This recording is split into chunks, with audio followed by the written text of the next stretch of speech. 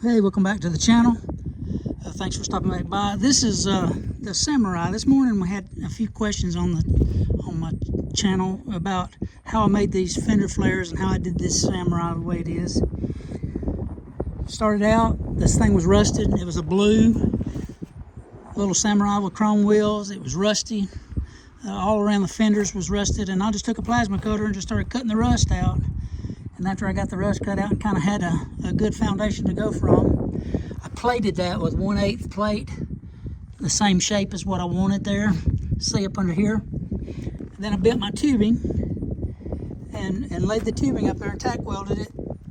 And then I made templates out of poster board for how I wanted to do the tops of the fenders. Sectioned the hood, narrowed the front end by 10 inches all together. Cut pie shaped pieces out of the hood on each side and bent it all in. Had my son do that. This was built back in 2016. We wanted a project that he and I could do together. Get this quarter wall tubing for rocker panels. And there was a question about the YJ springs.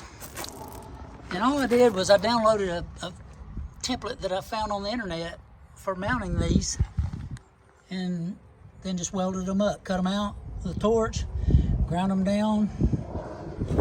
Same thing on the front for doing the rear up front. I took the helper spring off, and these plates that they showed just bolted up.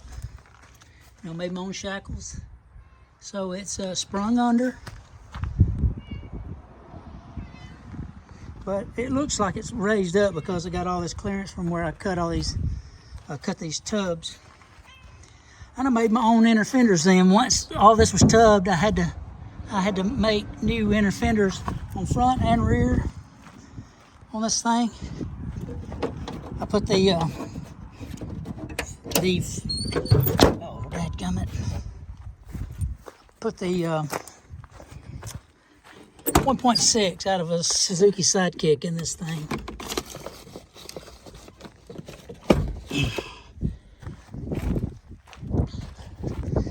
Always gotta be something crazy happen. Anyway, I had to make my own inner fenders. There was a hole in that firewall right there that was huge. And so I patched all that in behind the battery.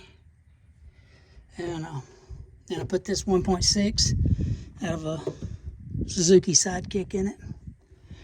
But see, I had to make these inner fenders. It was a lot of work, but it was a lot of fun. A lot of good time spent with my son while he was still at home living with us. You can see the other side of the hood.